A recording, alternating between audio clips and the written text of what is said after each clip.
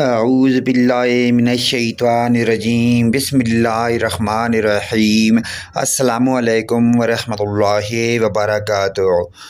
حضرت ابو درداء رضی اللہ تعالیٰ عنہ سے روایت ہے کہ جو شخص صبح 7 دفعہ یہ دعا پڑھتا ہے وہ سچا ہو یا جھوٹا، اللہ تعالیٰ اس کے لیے کافی ہو جاتا ہے۔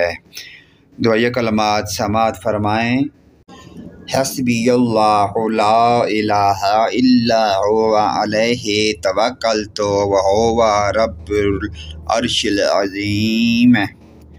مجھے اللہ تعالیٰ کافی ہے، اللہ تعالیٰ کے علاوہ کوئی سچا معبود نہیں، اسی پر میں نے توکل کیا اور وہ عرش عظیم کا رب ہے۔ پیارے دوستو، اس پیاری دعائیہ کلمات کو اپنے والدین، رشتہ داروں، عزیز و اقارب اور والدین کے ساتھ شیئر کریں۔